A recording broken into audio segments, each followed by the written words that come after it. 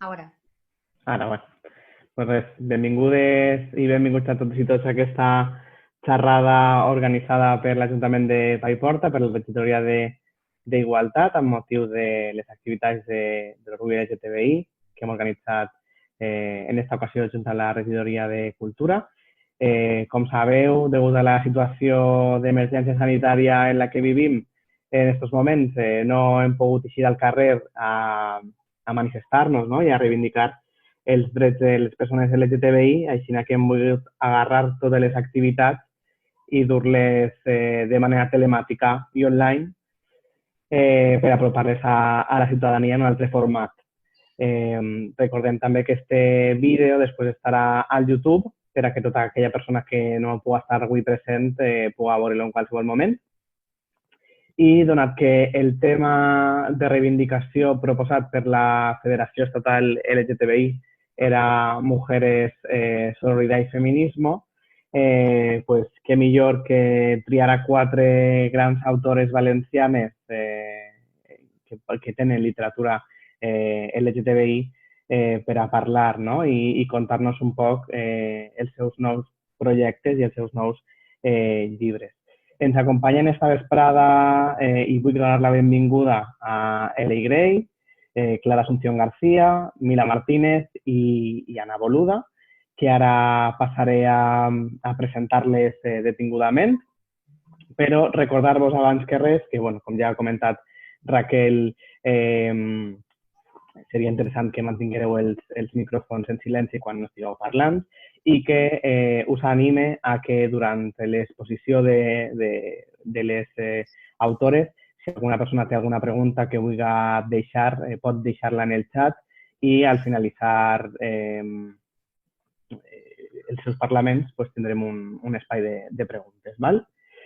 Comencem amb la nostra estimada Clara Asunción García. Animo a permetreme que llisca, perquè al final la vida de todo el mundo no me la puedo saber. Clara és nascuda a Elx, és autora de més de 20 publicacions, novel·les i col·laboracions digitals, amb una dels més importants dels relatos de Kate Mains. Estic pronunciant-ho bé? Sí, molt bé. L'antologia Sexo, drogas, paracetamol i una imbècil, i fins i tot amb obres traduïdes a diferents idiomes.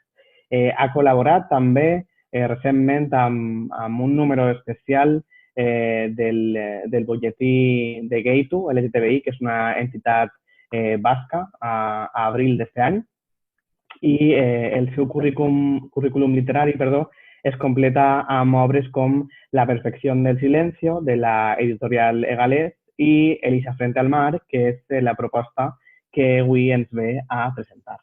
És una novel·la que està recomanada com a material de lectura sobre diversitat afectiu-sexual per a estudiants de secundària i batxillerat i ha sigut traduïda més a l'anglès i al francès.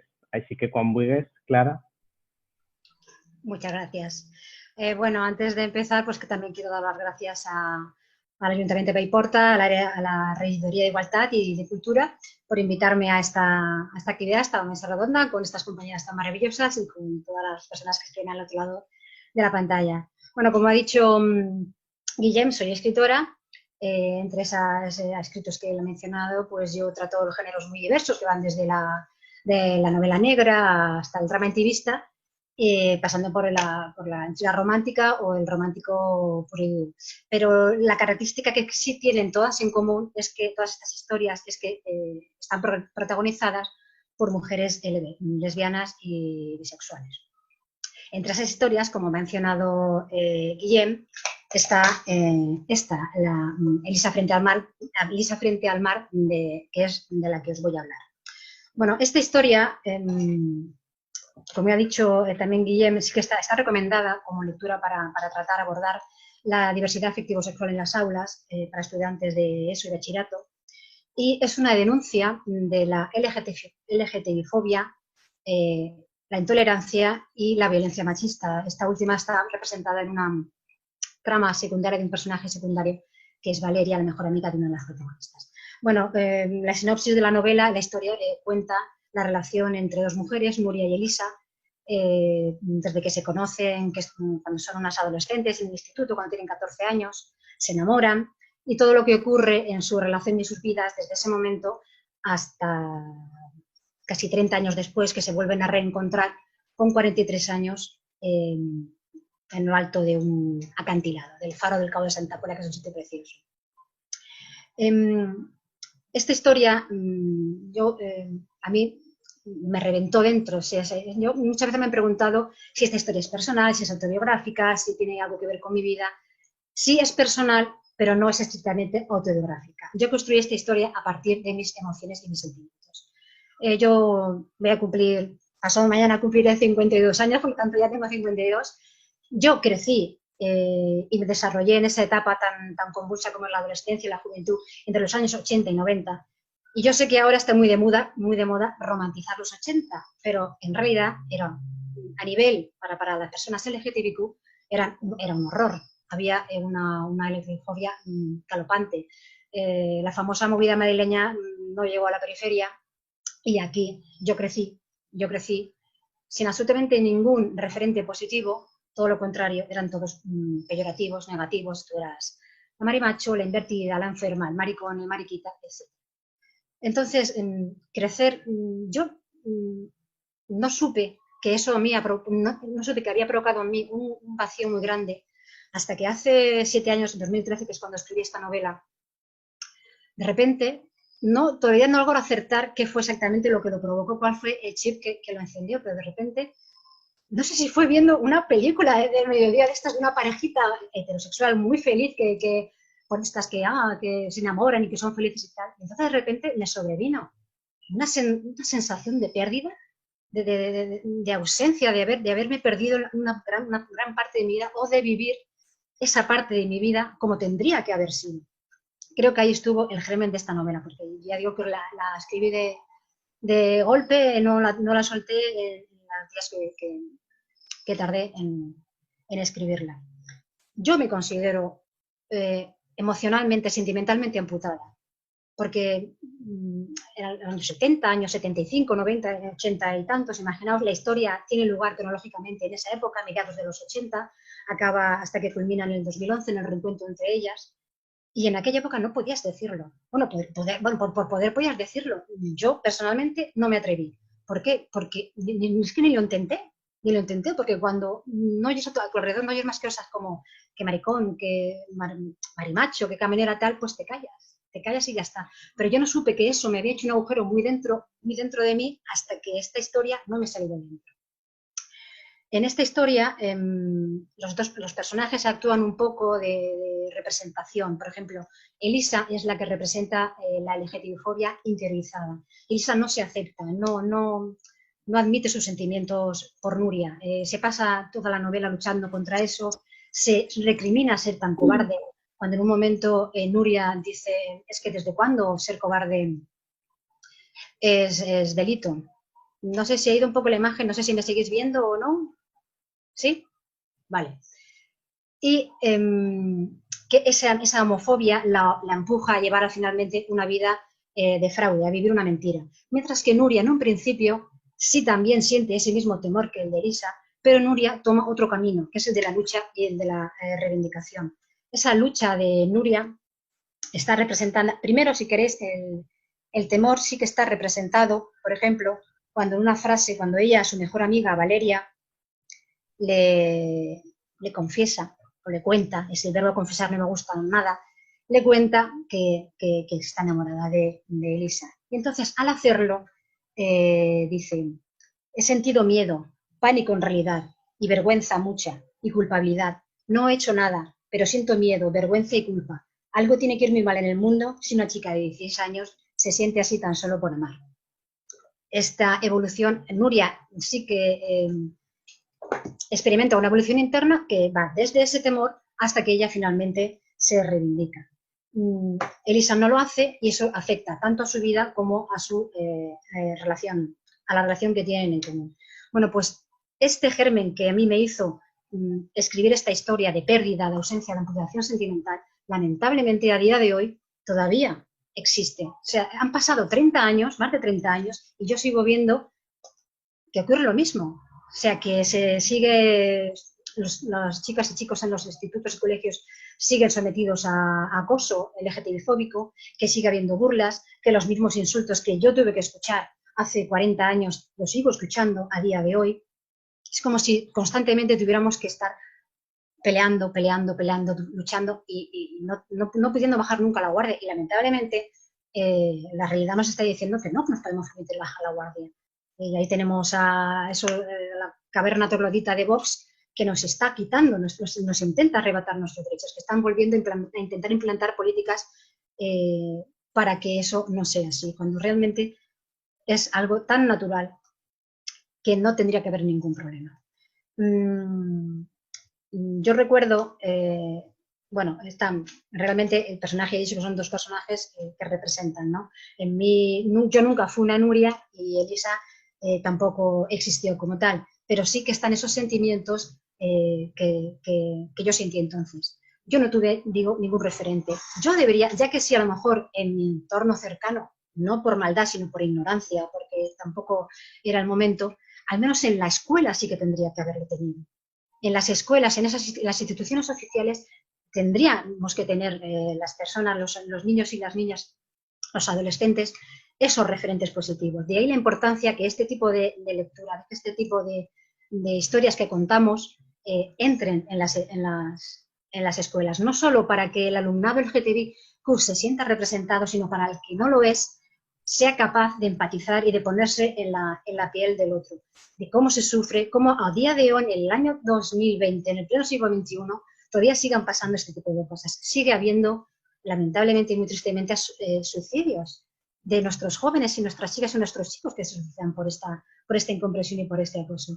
Y eso creo que no podemos permitirlo. A mí a veces me preguntan, ¿y para cuándo vas a escribir una historia con personajes, con protagonistas heterosexuales? Digo, pues, por ahora no me nace. Es que no me nace, y además también por una actitud de reivindicación y de lucha y combativa. O sea, hay tanta y tanta literatura heterosexual en la historia de la literatura, valga la redundancia, que mi pretensión o mi objetivo es aportar mi granito de arena para que tratar de equilibrar, tanto yo como mis compañeras y como cualquier escritor o escritora LGTBIQ que oriente sus historias a ese objetivo, tratar de equilibrar un poco y que no nos pase como me pasaba a mí, que yo hasta los 26 años no encontré una historia en la que reflejarme de forma positiva, de forma negativa todo lo que queráis. Desde todos los personajes secundarios muchas veces, pues acababan castigados con un castigo ejemplar o directamente se suicidaban. O sea, eso crea una merma dentro de nosotras y de nosotros. Nos socava por dentro, ese vacío que yo he dicho y que no sabía que existía en mí hasta que de repente, la cosa más tonta, explotó dentro de mí. Por eso reivindico, igual que nos dicen, ¿y qué reivindicas con el orgullo? ¿De qué estáis orgullosos? Pues precisamente, si tú me tienes que hacer esa pregunta, el orgullo, este Día Internacional del Orgullo, tiene que seguir siendo necesario. Estamos orgullosos de que si toda tu vida has oído que se han referido a ti con aspecto negativo, peyorativo, te han insultado, al final te levantas y dices, bueno, sí que soy lesbiana, soy maricón, soy trans, soy bisexual, soy lo que soy. Y no por eso voy a arrebataros vuestros derechos. Simplemente lo que se trata es que los disfrutemos todos y todas, como ciudadanos y ciudadanas de pleno derecho que somos en este país. Y bueno, simplemente eso. Voy a seguir escribiendo historias, en mi caso, protagonizadas por mujeres lesbianas y bisexuales. Voy a seguir luchando, voy a seguir reivindicando, y también como lectora, no solamente como escritora, sino como lectora, estoy encantadísima de poder escribir, de poder leer historias en las que yo pueda verme reflejada. Y eso es todo. Muy bien, muchas gracias, Clara. Aplaudiría, sí, pero gracias, porque además estabas contando muchas cosas que son ciertas, ¿no? Y que luego, si quieres, podemos entrar a hablar más a fondo de ello. A continuación, parlem amb Anna Boluda. Anna és nascuda a Alcoi, és periodista, és realitzadora audiovisual i ha guanyat diversos premis internacionals amb documentals com Queer Spawn, en inglés aquí és que és maravilloso, i Homo Baby Boom, que és un documental sobre famílies homoparentals, el qual recomane, si no m'equivoque, és un documental que va eixir el 2012 o fins i tot abans, pot ser? 2008. Pues, va ser un dels primers documentals que jo vaig veure. Clar, a 2008 jo tenia, a veure, no vaig dir la meva edat, però estava en la meva adolescència. Clar, veure un documental que parlara tan obertament, no?, de parelles LGTBI que volien formar una família, per a mi me va estallar un poc el cap i me va descobrir una realitat que tal vegada no era tan evident per a mi, per al meu, la meva persona de 12-13 anys, no? Que, bueno, sí, les persones LGTB se poden casar, però de tindre una família ja era com algo utòpic, no?, que no te plantejaves. A banda, ha rebut el Premi Delta de Literatura del 2017 per l'obra Les filles de l'anarquista i el Premi de la Crítica dels Escriptors Valencians al 2019 per Resamagar, que és l'obra que ve a presentar-nos a continuació, que a banda també va ser una obra finalista als Premis Narrativa Ciutat de Torrent al 2017. Molt bé. Doncs moltes gràcies, Guillem, i moltes gràcies a l'Ajuntament de Paiporta per haver organitzat aquesta activitat, ja que estem tancats en casa, com a mínim que puguem compartir algunes coses. Un luxe estar amb aquesta companyia i un luxe també tindre aquesta gent escoltant, que per ara no interactueu, però per si vos heu connectat després, ja hem dit que si teniu preguntes les podeu posar en el xat i al final les recuperarem. Jo vinc a parlar-vos de Res a amagar, que és una novel·la juvenil que també s'ha publicat en castellà com a Nada que esconder. I així, fi del moment teletienda. Què és Res a amagar? Res a amagar és una novel·la juvenil pensada des del principi per a ser llegida en instituts. O sigui, jo, ja que estava, aquest era el meu objectiu i a veure si ho aconseguia. Què explica? Explica dues històries. Una, la història de Gina, que és una xica que té 14 anys, acaba de canviar de poble i, per tant, d'institut, no té mòbil i té dos mares.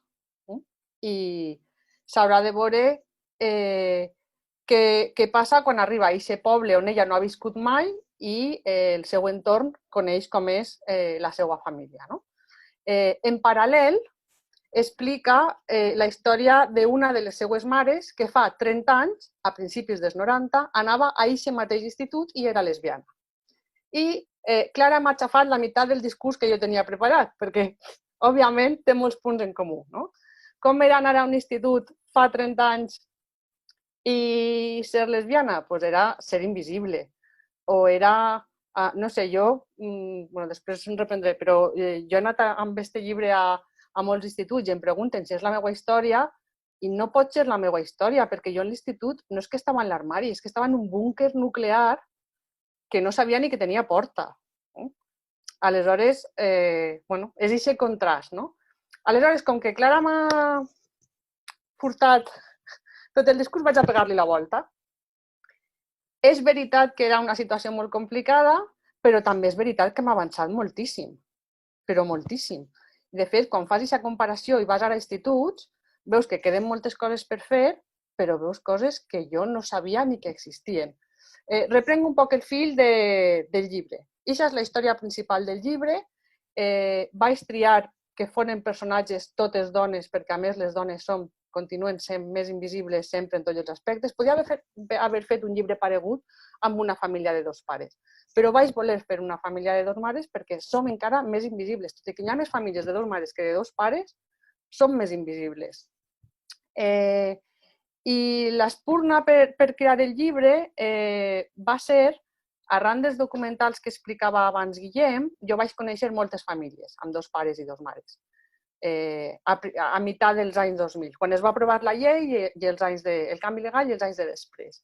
I el que va passar és que jo vaig continuar en contacte amb molts d'aquests xiquets i xiquetes que ara són adolescents o ja són joves universitaris i parlant amb ells m'explicaven que se sentien invisibles, tan invisibles com em sentia jo quan jo anava a l'institut. No? Però no només se senten invisibles públicament, sinó fins i tot se senten agredits administrativament. Per exemple, continua havent moltíssims formularis que el primer que demanen a un xiquet o una xiqueta és nom del pare i nom de la mare. Esta setmana la meva neboda ha fet la inscripció a la seva primera escola de 3 anys i el formulari posa firma del padre i firma de la madre. 2020, 15 anys després, que no diguen que és que són fotocopies que me queden, vull dir que fa 15 anys, ¿vale? Que això és una cosa que fa, no, és que teníem el document fet i no ho hem revisat, tal. No pot ser.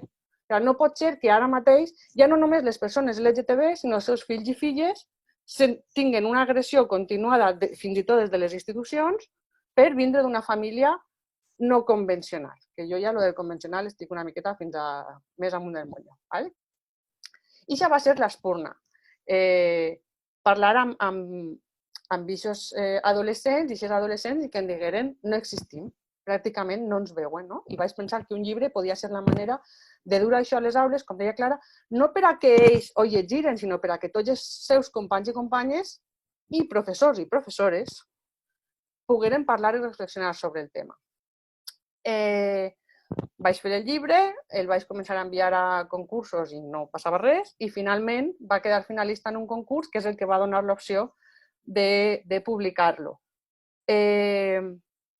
Amb aquesta publicació, per a mi el més potent, el més satisfactori ha sigut que realment ha arribat a les aules.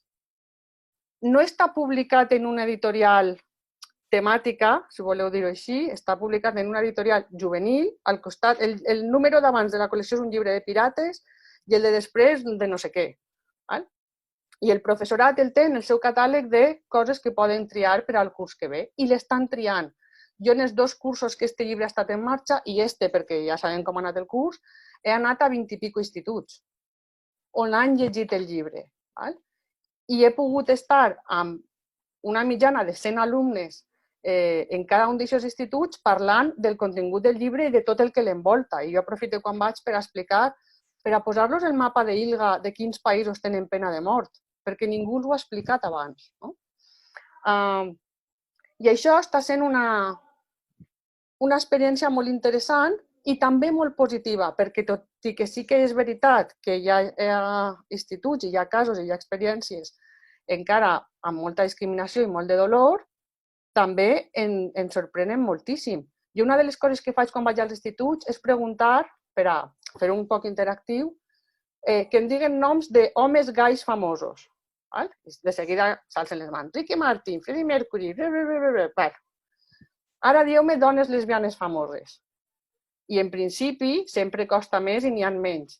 Però de sobte comencen a xarmar i em diuen noms que no he sentit en la vida. I però això qui és? Una youtuber mexicana. Pues vale. Això no passava. Això no existia. És que això no teníem aquesta possibilitat. I no hi havia aquesta naturalitat per dir-ho. I no tots els seguidors d'aquests youtubers són elles mateixes lesbianes o bisexuals. Són youtubers que són bisexuals o són lesbianes, però que a més parlen de reggaeton i s'enganxen al canal per això.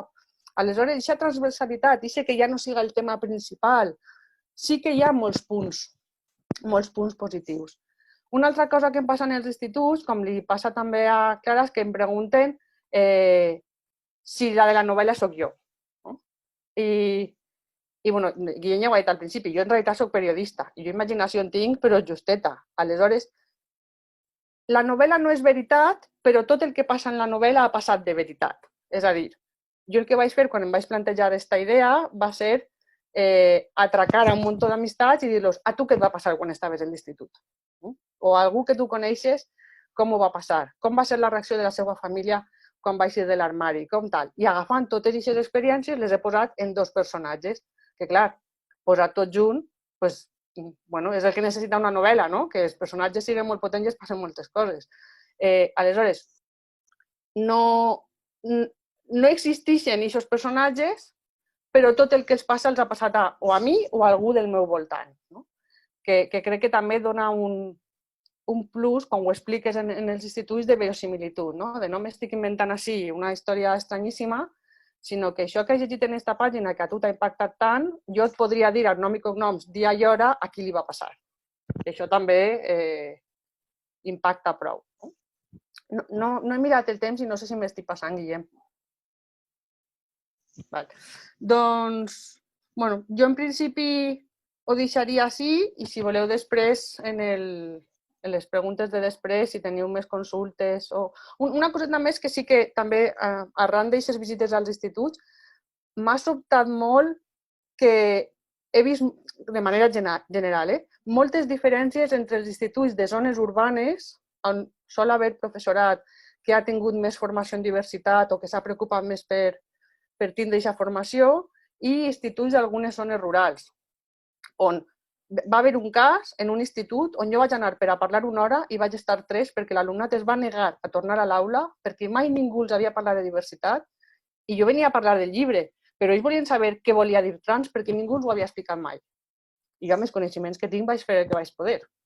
Però això és una cosa que també hauríem de revisar, que això no pot estar a mercè de la bona voluntat del professorat que tinga ganes d'explicar o de tractar aquests temes, que hauria d'estar inclòs en tots els nivells i des d'una perspectiva ben documentada, perquè jo vaig anar i vaig explicar el que vaig poder, però això ha d'estar ben organitzat i amb una explicació ben feta. I ja, ho deixarem així. Moltes gràcies, Anna. Sí, al final jo crec que, bueno, moltes de les coses que planteja aquesta possible llei LGTBI estatal pues, haurien d'estar encaminades per això, no? Que la diversitat afectiu-sexual siga pues, una cosa que es parle obertament als centres educatius i que no siga una cosa de, bueno, pues si al professor le apetece o si la persona que ve a parlar-nos ens parla de manera puntual en una xerrada i ja està, al final, bueno, sí, tota pedra fa paret, però al final depèn un poc de l'interès del docent de torn i no hauria de ser així, no? Continuem, recordar-vos, ja vos ho he posat al xat, però si teniu preguntes per a fer-li a les autores podeu anar deixant-les ahí i al final jo tinc algunes també preparades i conforme aneu parlant estic apuntant-me algunes coses també, però podeu anar deixant-les en el xat. Anem a continuar amb Mila Martínez, que Mila és nascuda a València, va estudiar Dret i és autora d'una sèrie de llibres constituïda per No voy a disculparme, Tras la pared, Autorretrato con el mar de fondo, que me encanta el título, es ahí como muy intenso, muy bohemio. La daga fenicia, que va a ser galardonada amb el Premi Fundación Arena de Narrativa LGTB, i Regreso a Eterna. També va participar amb el relat Sin tocarte a l'antologia Donde no puedas amar, no te demores, de l'editorial Egalés, entre moltíssimes obres i publicacions que ha elaborat. I avui ens presenta la seva última novel·la, que es titula 22, que és un llibre que parla del destí. I jo, quan he llegit la sinopsi, m'he quedat un poc en plan, necesito saber. També recordar-vos que podeu llegir-la al seu blog milamartinez.blogspot.com i, bueno, ara que ens conta ella un poquet també de què és 22.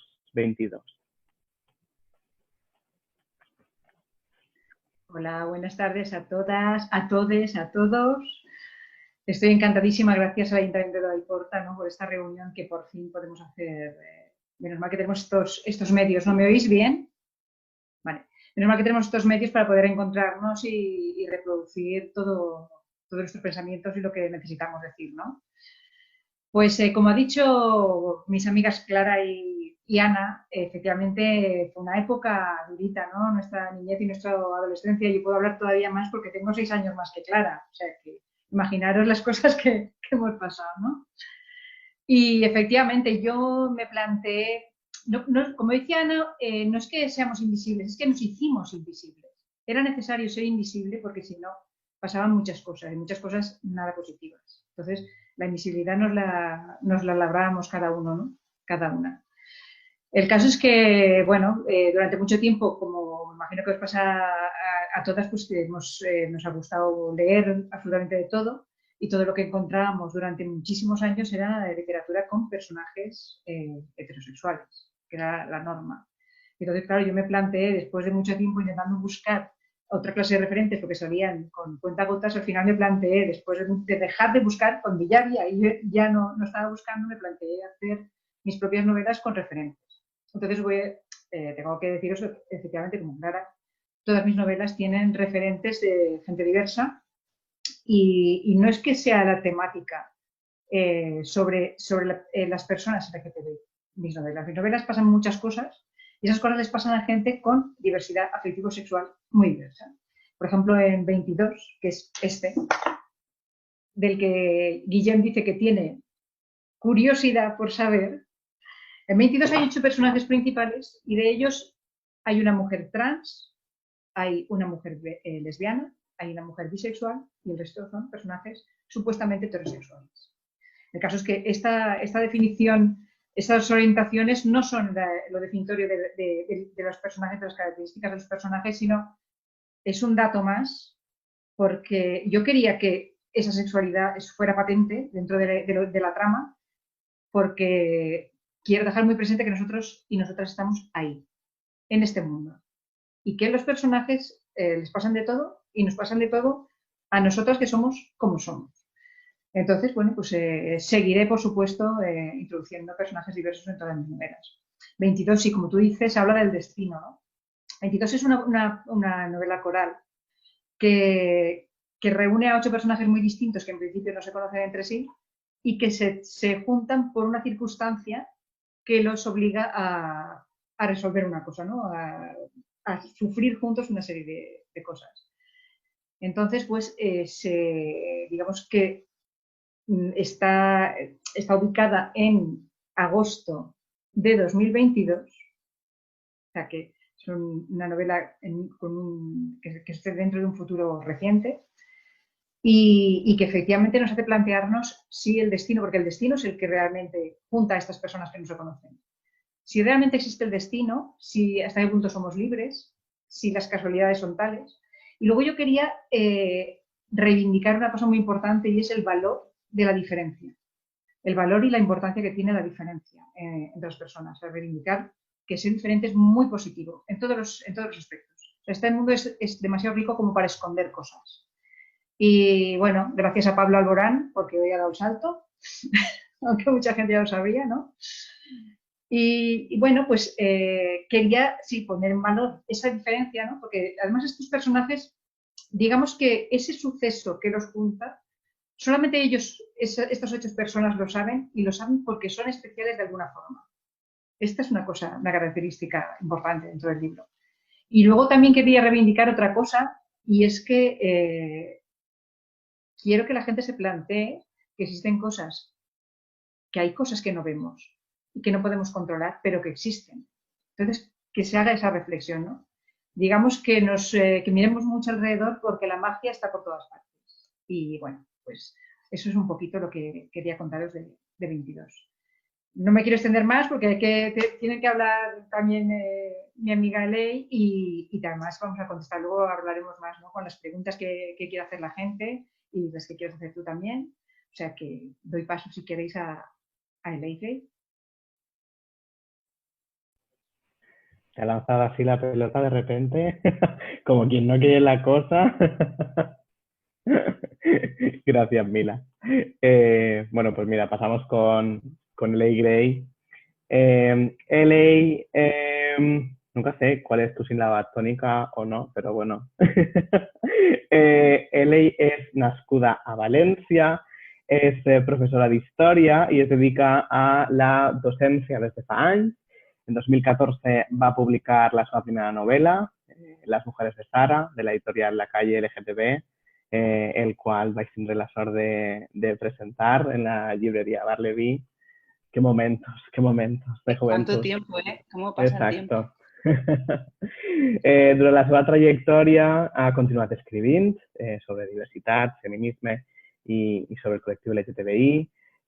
També té el seu propi blog, lagrey.wordpress.com, i també ha participat en diversos mitjans digitals. A 2016 va publicar la seva segona novel·la, Todas están locas, i al 2017 va ser finalista del concurs de Celta Libros amb el relat Tormenta de verano, i també guanyadora amb el relat La llamada d'un concurs organitzat per Hay una lesbiana en mi sopa, per el blog Hay una lesbiana en mi sopa. Al 2018 va publicar Las niñas también juegan, que és el seu tercer llibre, que avui ens presenta. Bueno, gracias, Guillem. Gracias a todas y a todos por estar aquí. Gracias al Ayuntamiento de Paiporta. Yo supongo que igual que mis compañeras estamos muy contentas de poder hacer esta reunión, aunque sea así virtual, pero bueno, es una forma de poder dar voz a la literatura y a la literatura escrita por mujeres. Así que muchísimas gracias. Bueno, una pequeñita aclaración. El tercer libro que escribí es Las niñas también juegan, es una antología de relatos en donde incluí personajes que aparecían en el primero y en el segundo de los libros que publicó la editorial La Calle. Entonces, cada una de las historias iba relacionada, era un personaje de uno de esos dos libros.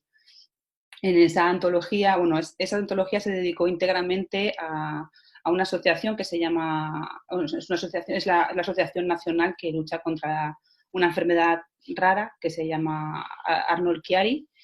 Entonces, todos los beneficios de ese libro fueron a parar a la asociación. Si alguien lo compró en su momento, quiero decir además que con todos los beneficios que se consiguieron, dos médicos que pertenecen al Hospital de la Vall d'Hebron, que es donde se está investigando todo este tema dentro del país, es el punto neurálgico, por así decir, en donde más investigación hay, pudieron ir a Londres el año pasado a una de las conferencias más importantes a nivel europeo para poder formarse respecto a esta enfermedad.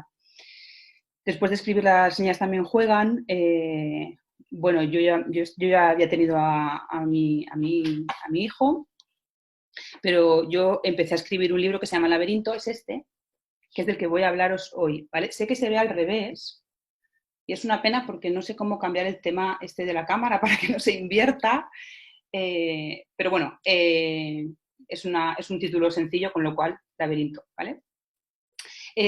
Bueno, este libro lo empecé a escribir cuando me quedé embarazada y se ha publicado en plena pandemia, con lo cual han pasado como unos 5 años. Desde que empecé a escribirlo, entre medias salió la antología y ahora por fin sale la novela.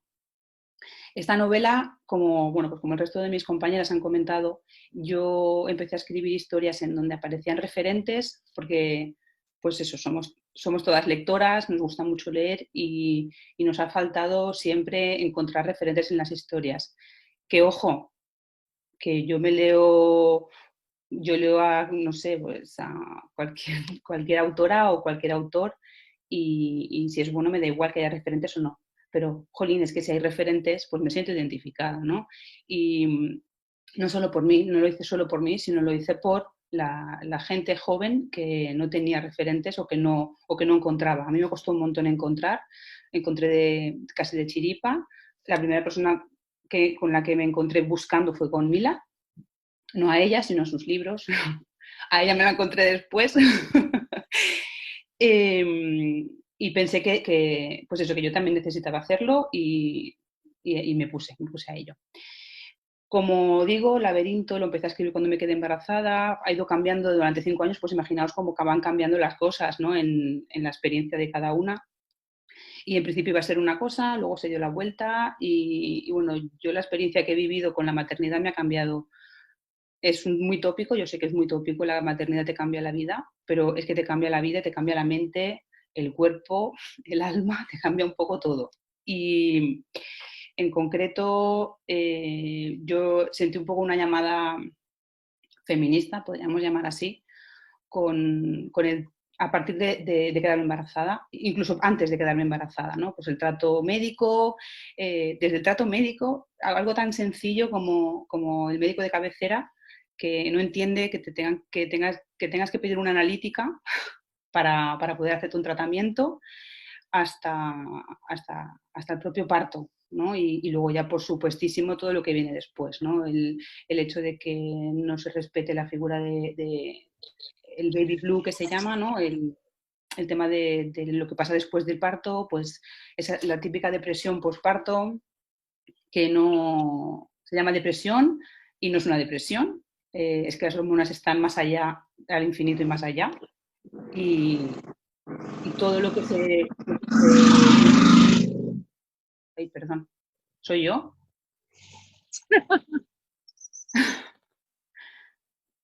Vale, perdona, yo digo una moto. ¿Me oís?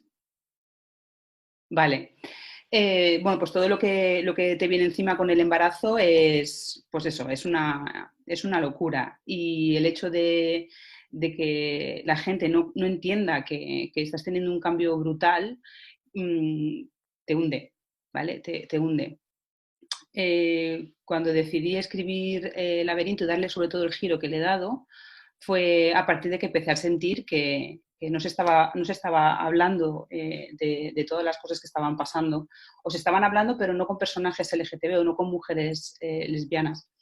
Entonces en mi historia aparecen principalmente Ariadna, que es la protagonista, y la primera parte de la historia de lo que narra es un poco la vivencia que ha tenido con su mujer, que se llama Nuria, cómo han vivido su amor desde bien pequeñas, porque además coinciden desde pequeñas en diferentes contextos y al final acaban juntas. Y bueno, es un poco la historia de ellas dos, sin imaginar lo que puede pasar después.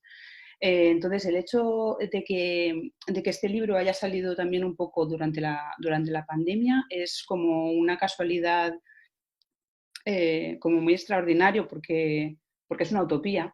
El giro del que os hablo es una utopía. Y bueno, no puedo contar mucho más tampoco, como decía Mila, porque si no destriparía parte de la esencia del libro. Pero sí que es verdad que lo he querido ambientar en un futuro atemporal. Y bueno, pues como pasan las utopías, hablas de situaciones reales o tratas de hacer unas críticas sociales, socioculturales, de tu propio contexto, ubicándolo en un futuro inexistente, ¿no? O en un futuro como podría ser. Pues eso, pero de manera distópica en realidad, ¿no? He dicho utopía, pero no era la palabra es distopía. Lo contrario, ¿no? La utopía. Es verdad que últimamente se está escribiendo, o estoy encontrándome con muchas historias distópicas.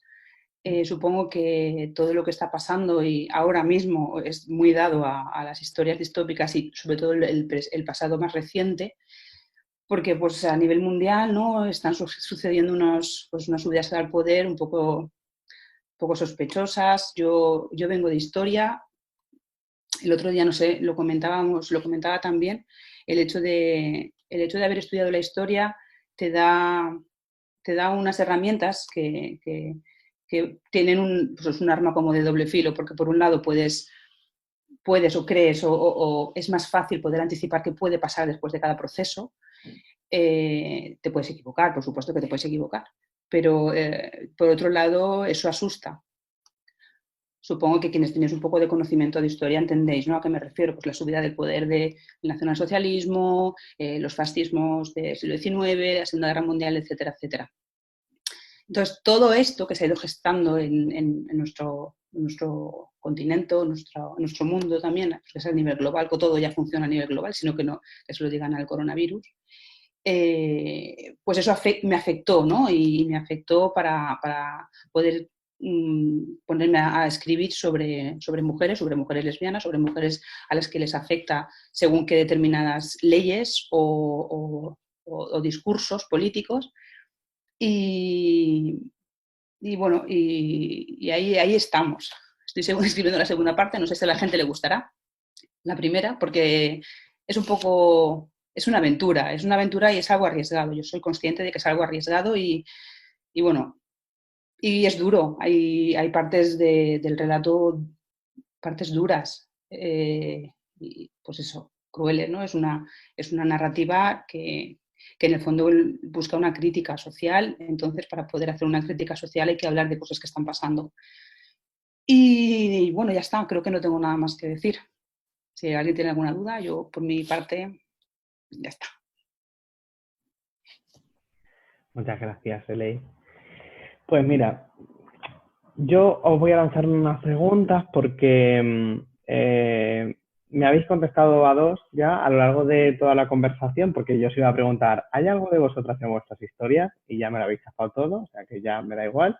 Y luego también os iba a preguntar, porque yo creo que esto es una cosa que muchas veces me incluyo en la frase que voy a decir, a las personas que escribimos, nos dicen, ¿qué es mejor, hablar de literatura LGTB o de la transversalidad en historias comunes, ¿no? Igual que en la televisión, ¿no? Hablar de personajes que son LGTB o de una serie LGTB o simplemente incluir un personaje y que su trama, aunque sea LGTBI, no tenga que ver específicamente con su drama de personas LGTBI o que su trama sea como muy trágica por el hecho de, ¿no? Todo esto. Entonces, como ya la habéis ido contestando, pues la vamos a saltar. Mi pregunta ahora va un poco por que me gustaría saber si habéis encontrado dificultad o algún, vamos a decir, problema, porque me sale la palabra en valenciano, a la hora de publicar literatura con temática LGTB, pues a lo mejor en editoriales comunes, ¿no? Y habéis, por decirlo así, acabado publicando con editoriales que sean específicas LGTB. No sé si se entiende mi pregunta. ¿Creéis que está como siempre relegado a literatura LGTB, editoriales LGTB, y por qué las editoriales más generalistas no acogen historias LGTB que tal vez le pueden interesar a todo el mundo y pueden ser vendibles para todos los públicos? A quien quiera contestar, ¿eh? No es a nadie en específico, es una pregunta al aire. Vale, pues voy a hablar yo. Perdón. Es que no sé dónde está la mano. Aquí hay una mano, pero no la encuentro para poder levantarla. Bueno, hablo yo mismamente. Solamente hay que ver, yo creo que solamente hay que ver quiénes son las personas o los autores y autoras que han publicado novelas en editoriales generalistas y tienen personajes LGTB en sus historias. Por ejemplo, Dolores Redondo, en la penúltima novela, si no me equivoco, que ganó el premio Planeta. No, Planeta es. No lo recuerdo. Si alguien sabe el dato, que me diga. Todo esto te daré. El protagonista es un hombre homosexual, pero Dolores Redondo, la trayectoria que tiene, se lo puede permitir. Me explico, ¿no? Y luego, aparte, ganó. Entiendo que es un concurso, ¿no? Tú ganas con el seudónimo en realidad, pero bueno, yo ahí lo dejo. Quiero decir, las personas que han publicado generalmente son personas que tienen un renombre ya y que pueden permitírselo. Por supuesto, la calidad es fundamental. Yo entiendo que la calidad es fundamental, pero ojo, hay muchísimos libros y cada vez más, y últimamente lo estoy diciendo mucho porque me estoy sorprendiendo a mí misma de la cantidad de calidad que encuentro en las historias de editoriales, por ejemplo, no sé, Ales o editoriales, Los Bigotes, editoriales que publican, ¿no? Relatos o historias, novelas con personajes LGTB. Cada vez hay más. Sí que es verdad que cada vez se están introduciendo más personajes LGTB en narrativa o en poesía o en editoriales generalistas, pero creo que es complicado porque la sociedad, yo creo que en parte no acoge. Pero bueno, no sé, es mi opinión, ¿eh?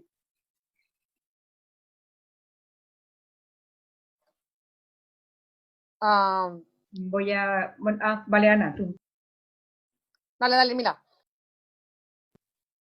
A ver, lo que iba a decir que al principio, claro, yo no me planteé mandarlo a otro sitio cuando la primera vez que escribí, no voy a disculparme, el primer libro que escribí, directamente busqué en internet si existía esto de editoriales que publicaran cosas LGTB. Y entonces me encontré con Egales y directamente lo mandé a Egales y Egales inmediatamente me contestó, con lo cual no he tenido, digamos que me enganché ya ahí, era para mí un medio perfecto para decir las cosas que quería decir.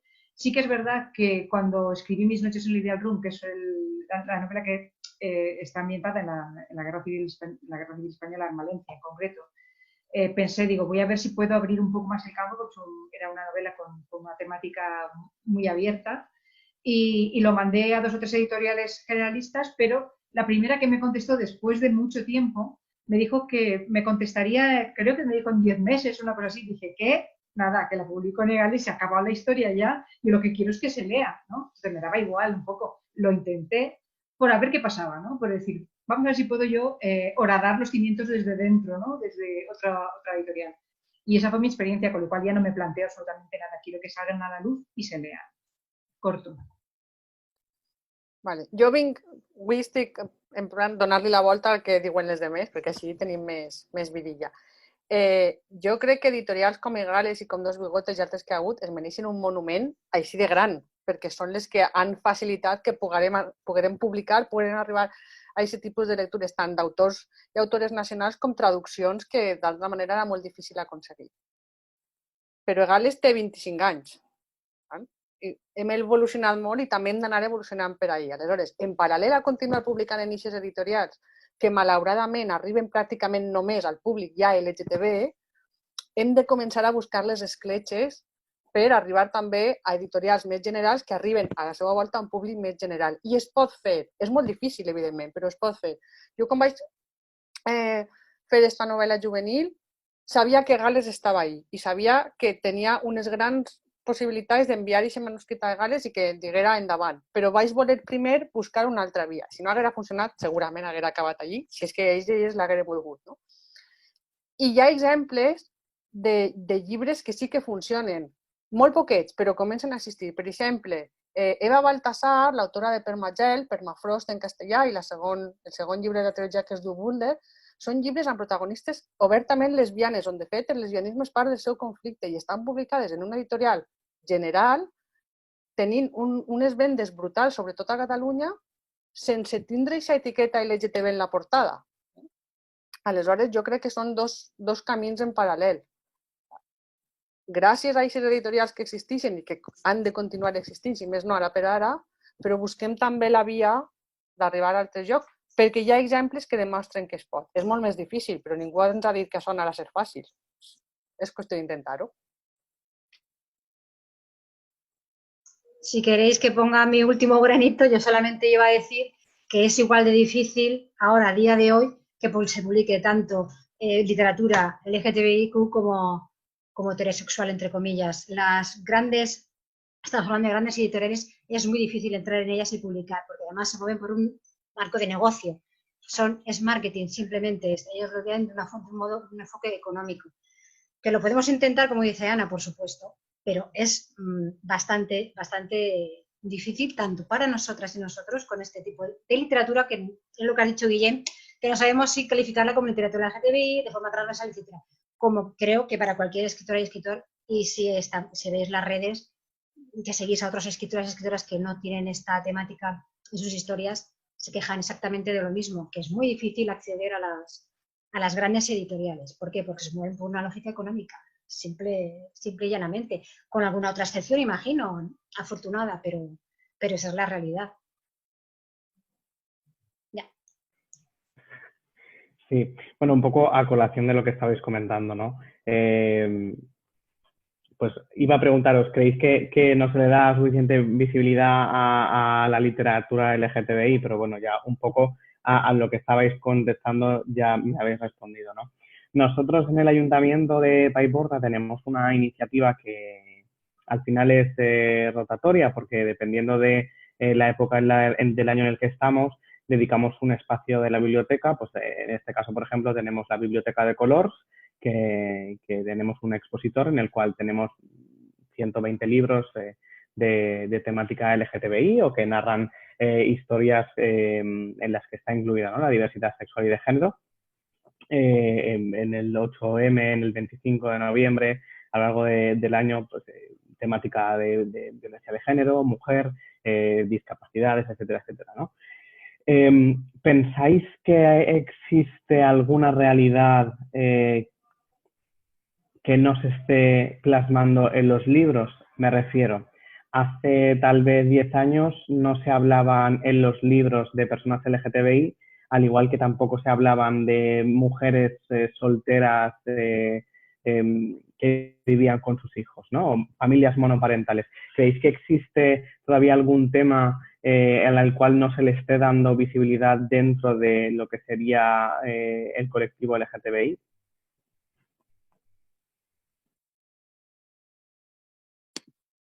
Yo creo que posiblemente el tema que todavía necesita un empujón es la discapacidad y quizás las personas mayores. No solo mujeres mayores, sino personas mayores LGTB en general y discapacidad. Creo que todavía no está siendo todo lo visible que debería ser para poder mostrar referentes y visibilizar. Al final, yo tal y como lo veo, es una cuestión de visibilizar, de mostrar referentes, de que la gente sepa que existe, y cuando la gente conoce, es la gente, somos animales superficiales. Aunque tengamos muchas más cosas dentro, en general, somos animales muy superficiales. Necesitamos que nos lo enseñen para poder entender que eso existe, para poder visualizarlo, ¿no? Y hasta que no nos dicen esto está ahí, es como que no lo visualizamos.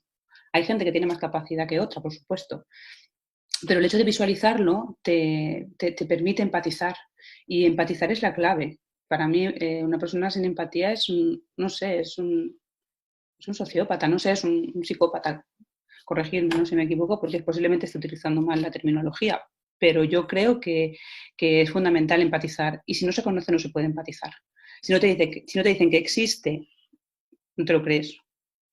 Hay gente que cree, aunque de todo hay en la viña del Señor, pero en general pienso que si no visualizamos y si no se nos enseña, no somos conscientes de que eso está ahí. No solamente en las personas, sino en los problemas. Ojo, los problemas no están en las personas, sino en lo que en el contexto de las personas. Una vez me dijeron en una presentación, hablaban de mí, y dijeron, ella ha hablado de su problema. Interrumpí a la persona que estaba hablando y le dije, perdona, no, yo no he hablado de mi problema porque yo no tengo ningún problema. Yo he hablado de una realidad que es la mía, y en todo caso, si tengo un problema, el problema lo provoca el que mira, no yo. Enseguida corrigió a la persona porque dijo, ostras, tienes razón.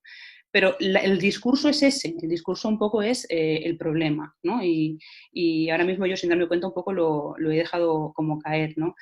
Porque es lo fácil, es lo superficial, eso es lo que digo. Porque no hablo de las personas que son superficiales, me estoy incluyendo a mí misma. Soy la primera que me incluyo porque tengo que hacer un esfuerzo y una reflexión constante para no caer en esa superficialidad. No sé si me he enrollado demasiado y no me he hecho explicar, no me he hecho entender, pero bueno, que ayudadme a alguien. Jo estic totalment d'acord. I els temes que ha apuntat l'Elei són alguns dels temes importants, però jo sobretot crec que el que hem de passar és de que ja ho hem fet, jo crec que justament els exemples de llibres que hem presentat i que moltes de nosaltres hem fet, el personatge no es caracteritza només per ser lesbiana.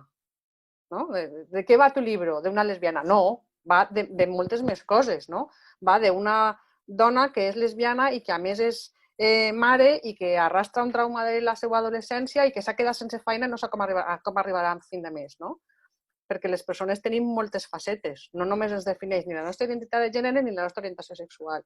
I en aquest sentit, crec que com més escrivim, ja simplement també per la pròpia interès i diversió de les que escrivim, no vols escriure sempre el mateix personatge, no? Pues han d'anar apareixent dones lesbianes o dones bisexuals que a més són dones migrants i que tenen una situació de precarietat laboral o que són refugiades o que tenen altres dificultats en la societat on ara viuen o que viuen ara mateix en una família ultraconservadora. I com pot viure això? Perquè també moltes voltes reflectim la nostra realitat i hi ha altres realitats hacia al costat, no? Aleshores, sí, és veritat que sobretot les persones grans jo crec que són molt invisibles, també en la literatura LGTB, però que sobretot hem de pensar en personatges complexos com ho són tots, en les sèries, en els llibres, en els còmics, on vulgueu. No pot ser que simplement ens quedem amb «este llibre va d'una lesbiana», perquè això ja no ens diu res. Fa 30 anys sí, ara mateix això no és suficient. A ver, yo quería decir una cosa. Efectivamente, los personajes tienen múltiples caras como todas las personas, ¿no? Y, por ejemplo, una de las cosas que estaba diciendo Guillem, ¿qué es lo que echaba en falta? Pues también hay muy poquitos referentes trans dentro de la literatura. Entonces, yo quise incorporar a una mujer trans en 22, precisamente por decir que estaban ahí, ¿sabes? Forman parte de nuestra sociedad y hay personas absolutamente, somos muy variados.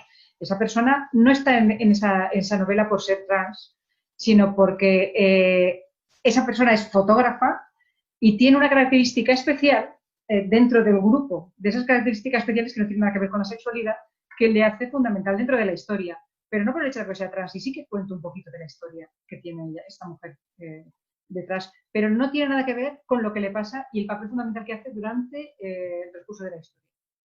Esto es visibilizar, para mí es visibilizar muy importante el dejar que la gente vea que existe, sin poner el acento exactamente en el hecho de que sea transexual.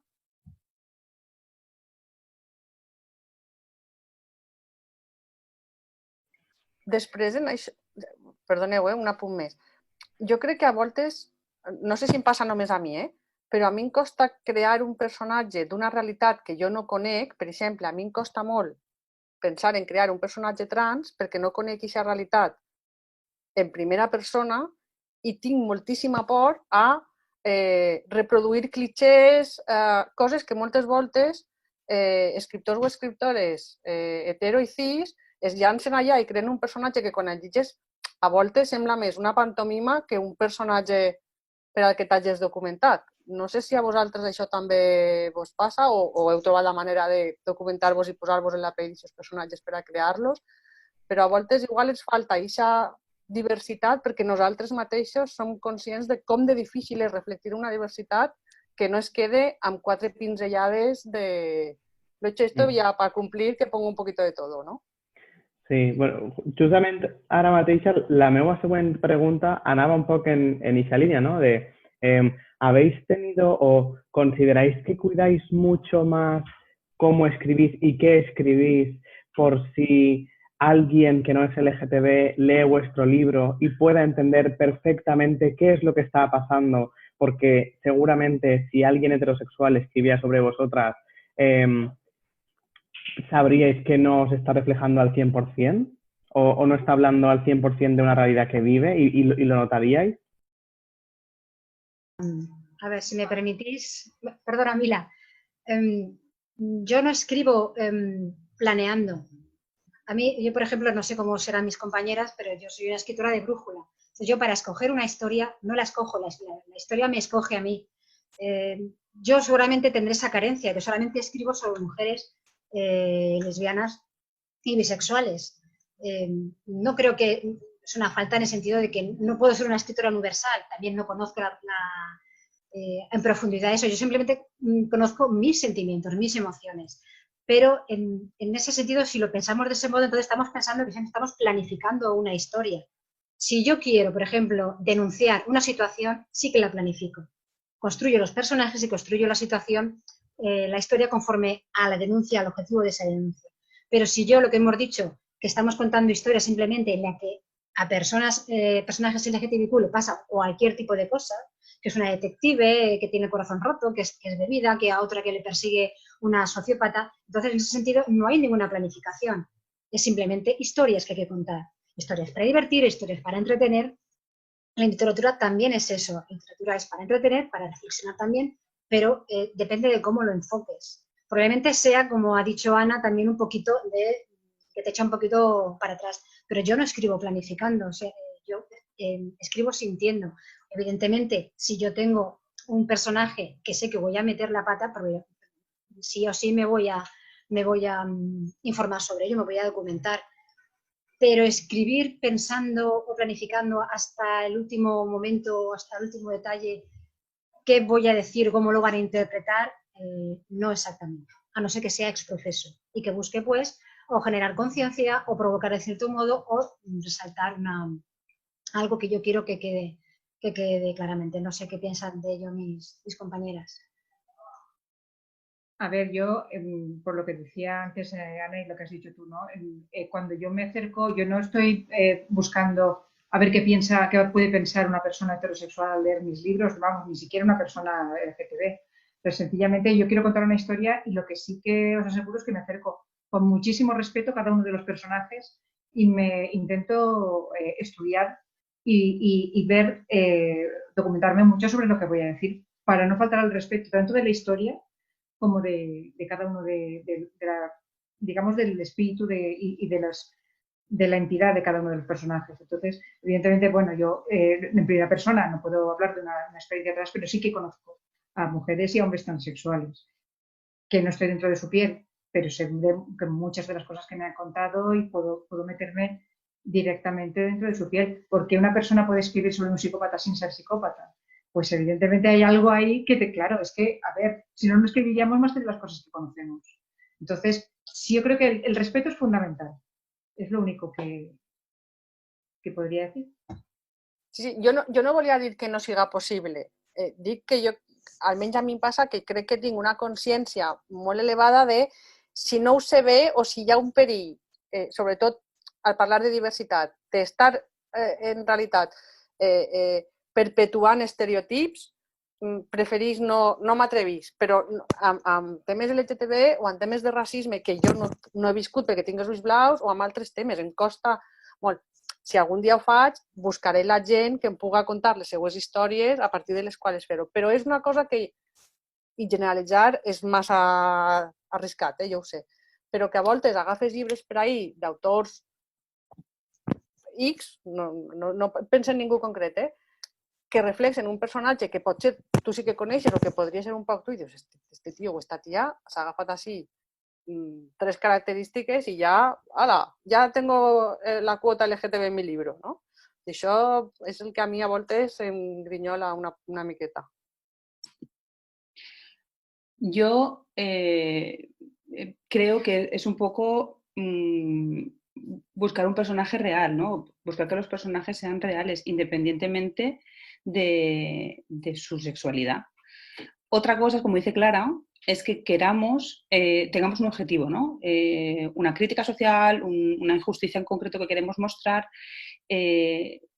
etcétera. Pues ahí sí, ¿no? Que voy a intentar, no sé, no explicarlo para que la gente heterosexual entienda, sino explicarlo para que sea real, para que sea lo que se dicen, no sé, que se entienda, ¿no? Ya no sale la palabra, pero verosímil, ¿no?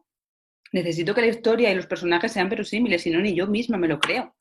El hecho de que una historia no sea verosímil o un personaje no sea verosímil rebaja muchísimo la calidad del libro. Y lo contrario, y viceversa. Un libro aumenta de calidad, vamos, exponencialmente cuando la verosimilitud se respira, ¿no? en cada pasaje o sobre todo para mí de lo más importante que encuentro en las novelas que leo, es la fuerza que puedan tener los personajes en cuanto a lo bien caracterizados que estén, independientemente de si son mayores, de si son jóvenes, de si son gays, si son heterosexuales, independientemente de las características, pero que esas características sean verosímiles. Yo creo que como lectores y lectoras buscamos todos lo mismo, no sé. A colación de lo que estabais comentando, Lara ha dejado un comentario en el chat que pone que en relación al comentario que estaba haciendo yo del proyecto de Biblioteca de Colors, me gustaría reflexionar sobre los pocos libros con referentes que llegan a las bibliotecas públicas. Y bueno, en Asturias, por ejemplo, no hay apenas y los que son no están de préstamo. ¿Pensáis que existe o que llegan poco los libros LGTBI a espacios o bibliotecas públicas en este caso? Bueno, es que ahí también desconozco la situación y cómo funcionan y si son las editoriales las que tienen que ofrecer sus libros, si son las bibliotecas las que los demandan, pero las usuarias y los usuarios de las bibliotecas sí que tienen el poder de solicitar esos libros. pueden pedir, no sé qué sistema es porque ahora no lo tengo claro, pero si quieren un libro pueden pedirlo. Y no sé si ya cuál será el proceso, si les necesitan mucha gente que pida en ese libro o no, pero tengo entendido que sí, que es el propio usuario y lector y lectora la que puede pedirlo. No sé si mis compañeras conocen si Tal vez bibliotecas públicas o incluso centros educativos públicos, ¿no? Si tal vez la literatura LGTB llega a los centros educativos o estas historias quedan fuera para por si a ti te apetece leerlas y no están incluidas como algo más dentro del currículum educativo, como una lectura más. Claro, es lo que tú decías antes. Es que no tiene que, no sé quién lo ha dicho, si ha sido tú o no sé si ha sido Ana. Esto no tiene que depender de la voluntad de un profesor o de una profesora. Esto tiene que estar, y además está hecho por ley. Aquí en la Comunidad Valenciana creo que tenemos, tenemos una de las leyes más avanzadas en ese sentido, creo recordar. Es decir, los centros educativos están obligados a tener en su programa, llevar en su programa esta enseñanza, porque lo que no está empeorando nuestra sociedad, todo lo contrario, la está enriqueciendo. Yo siempre digo que la educación es la respuesta. Una educación, por supuesto, feminista, inclusiva, diversa e igualitaria. Si no conseguimos eso, si no se consigue a un nivel institucional y obligatorio, no vamos a conseguir nada, absolutamente nada. Y por eso de ahí esa carencia de ese tipo de literatura en los centros educativos o quizás en las bibliotecas públicas, porque es que no se pide, no se solicita. Hay una cosa hay determinados ayuntamientos que tenemos la suerte de que metan nuestros libros, por ejemplo, yo creo que metan nuestros libros en las bibliotecas del pueblo. Por ejemplo, en Ribarroja del Turia, que es donde vivo yo ahora mismo, se ha hecho un esfuerzo por parte del ayuntamiento, una apuesta y se ha contactado con los autores y las autoras locales para incluir los libros dentro de la biblioteca. O sea que nos han querido hacer presentaciones, lo que pasa es que nos ha pillado el COVID por medio. Pero vamos, que sí que depende también mucho del esfuerzo de ayuntamientos como el de Paiporta, que está haciendo estas cosas, y bueno, imagino que el Ayuntamiento de Valencia, que también tiene regidores con características LGTB, pues se preocupa también mucho por esto. O sea que yo creo que depende también mucho de los ayuntamientos. Pero ¿sabes qué pasa también? Que depende del colectivo LGTBIQ, de las organizaciones LGTBIQ, que esas cosas se lleven a esos sitios, cuando no debería ser. Yo lo que demando es que emane de las instituciones, que lo hagan desde ese estamento, no que tengamos que ser las organizaciones LGTBIQ las que estén insistiendo, las que, oye, tenéis que poner esto, tenéis que hablar de esto, oye, que se están suicidando chavales y chavalas, que se están acosando. Se acosa también por mucho en las escuelas, lo sabemos, pero eso es un punto importante. Esa es mi queja, que tengamos que estar siempre en la brecha, siempre en la trinchera, siempre demandando, siempre pidiendo, cuando es justo lo que se pide. El otro día yo tengo un pensamiento y después lo leí en un usuario de Twitter en que decía que él no tenía por qué dar las gracias, porque, por ejemplo, porque nos otorgaron nuestro legítimo derecho a casarnos. Yo soy de ese pensamiento. Yo no tengo que agradecer a nadie que se me dieran mis derechos, los que me correspondían como ciudadana de un país, en teoría, del primer mundo, democrático. Pues esto igual. ¿Por qué tenemos que estar detrás con el pico y la pala diciendo, por favor, llevad esto a las escuelas? No debería ser eso. Eso es una cosa que me enfada bastante. Y lo que ha dicho Eley, yo no soy historiadora, pero se está viendo. En cuanto hay un fenómeno que ocurre a nivel planetario global, que estás viendo subir ideologías del tipo que están subiendo muy peligrosas, ya podemos empezar todos a prepararnos porque nos puede llevar por delante. Y ese problema nos pilla con ni siquiera haber conseguido, sí que es una base, sí que se ha avanzado mucho, como ha dicho Ana, por supuestísimo se ha avanzado muchísimo, pero de repente hacemos así y retrocedemos 20 años. Y no puede ser, se tiene que establecer una base sólida para que esto no vuelva a pasar, para que no empecemos otra vez de cero y otra vez de cero y otra vez de cero. No sé qué pensaréis vosotras. Yo pienso que empezar de cero no es empezar de cero cada vez, pero sí que pienso que la historia son ciclos, la historia no va mejor. Hay una canción uno de mis grupos juveniles que se llama La historia se repite. Y es que es así, la historia se repite, ¿no? Y precisamente porque la historia se repite, ya sabemos lo que ha pasado otras veces, hay que, desde todas las instituciones y desde todos los colectivos, hay que estar ahí. Yo creo que no solamente el tema de la formación del profesorado, de la voluntad del profesorado, sino también la formación, es súper importante, como decían al principio, súper importante, porque mucha gente no sabe cómo abordar temas, mucha gente no sabe cómo explicarlo y esa inseguridad que decía Ana, por ejemplo, a la hora de nosotras explicar personajes o explicar historias en donde podemos, no sé, hacer tambalear un poco la verosimilitud y no, meter la pata, eso lo sienten profesores y profesoras día a día, hora a hora, no solamente en secundaria, sino también en primaria. Y lo veo continuamente. Y eso es un problema, porque si yo tengo una inseguridad tan grande en cuanto a poder hablar sobre, en mi grupo de los terremotos, pues seguramente voy a evitar el tema. Yo conozco profesores y profesoras que son incapaces de decir, no sé esto. Mañana lo hablamos. Me voy a informar esta tarde y lo hablamos. No es tan difícil. Baja el ego, bájalo y lo hablamos. Mañana lo hablamos. No pasa nada por decir no lo sé, ¿vale? Porque los niños tienen más coco a veces que los adultos. Y si tú a un niño le dices no lo sé y mañana lo hablamos, te va a decir vale, perfecto. Pero no le digas una trola, porque como luego se entere de que lo que le has contado es una trola, olvídate de tu credibilidad, olvídate del respeto que puedas recibir por su parte. ¿Vale? Me estoy yendo un poco por los cerros de Úbeda, pero en realidad todo está relacionado, yo creo. Y no sé, he compartido aquí también un poco, como comentabas antes, has comentado, Clara, lo de la ley LGTB, por el tema de la escolarización de mi hijo, quise informarme un poco. De hecho, nosotras, como decía Ana antes, los certificados, es que no me queríais sin decirlo, los cuestionarios de entrada de las niñas y de los niños que se escolarizan, siguen siendo, por lo menos en el centro donde estamos nosotras, siguen siendo como eran en el Pleistoceno, más o menos. Entonces, sigue poniendo padre y madre, ¿vale? Mi mujer hizo por Photoshop un cambio y puso madre y madre en todos los documentos, porque el problema es que no solamente está en la primera página, es que en todas las páginas se repite. Si habéis visto algún formulario de ingreso con el público, son varias veces las que tienes que encontrarte con padre y madre, página 1, página 2, página 3. Bueno, pues mi mujer hizo un cambio y puso madre y madre. Y nosotras entregamos ese cambio, ese documento. Todo lo demás estaba igual, menos en la última parte que ponía los padres, ¿qué creen? Bueno, los padres no, las madres. De hecho, lo compartimos en las redes sociales. Quien quisiera que le modificáramos para ajustarlo a su familia, pues lo hacíamos, que sin ningún problema. Bueno, yo no, mi mujer, que es la manitas.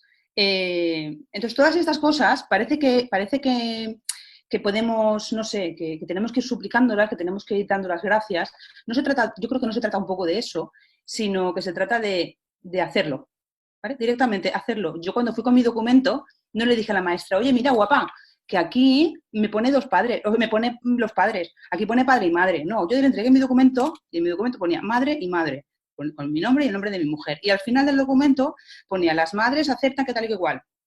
Ella lo leyó, pero ella, el claustro, dirección y secretaria. Quiero decir, eso tiene que conseguir algo. O sea, con eso se hacen cosas. Yo por eso no voy a dar las gracias, pero sí que voy a hacerlo, no me voy a quedar de brazos cruzados, porque creo que es la manera, desde el respeto, como decía Mila antes, pero no parar, porque que nos lo digan. O sea, del día 12 de marzo al día 13 nos cambia la vida, y eso es así. Y con las distopías pasa lo mismo, y es una distopía, pero es una realidad. Y no tiene por qué ser una pandemia, puede ser, como dice Clara, algo que nos pase a nivel mundial, a nivel político. Es que nos ha pasado, es que la historia es así, la historia está ahí, no me la estoy inventando, aunque haya gente que se la quiera inventar. ¿Vale? No sé, igual me he pasado un poco.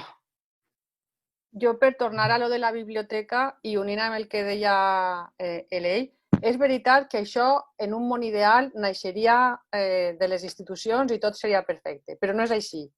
Llavors les coses les hem de fer. Que no hi ha llibres en la teva biblioteca? Demana-les. Que hi ha una regidoria d'igualtat? Escriu un correu a la regidoria d'igualtat i dis-li per què dels llibres que compreu no compreu estos que a mi m'interessen? El no ja el tenim. Pues demanem i potser tu demanes un llibre perquè tu el vols llegir i es queda en aquesta biblioteca i va una xiqueta de 14 anys del teu poble que no té accés a aquest llibre i de sobte el té i això li canvia la vida. Aleshores, és el que deia Guillem al principi, no? Tota pedreta fa paret. Que necessitaríem que el mur estigués ja fet? Sí, però de moment doncs anem posant rajoletes i anem fent. En paral·lel a demanar el mur sencer, que no, una cosa no lleva l'altra.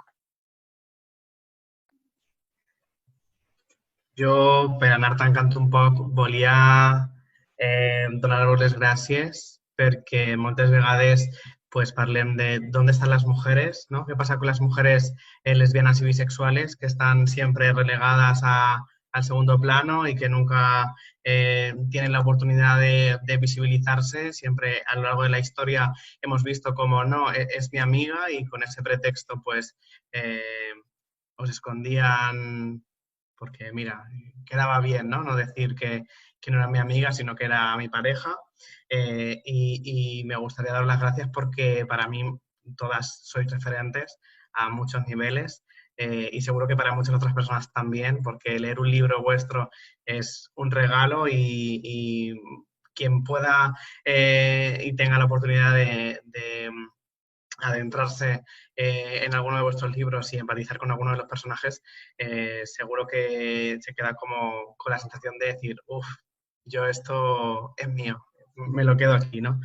Así que, bueno, muchas gracias por dejaros liar en estas cositas que siempre organizamos. Gracias por seguir escribiendo, gracias por vuestra habilidad, vuestra visibilidad, por vuestra lucha, por vuestra reivindicación. Y nada, tenéis el Ayuntamiento de Paiporta para lo que queráis. Muchas gracias a todas las personas que se han unido a lo largo de esta charrada online. Y nada, espero veros todos los años que hagan falta y seguir leyendo vuestras historias. Bueno, Gracias a vosotros, gracias a vosotros y a las compañeras. Moltíssimes gràcies. Gracias.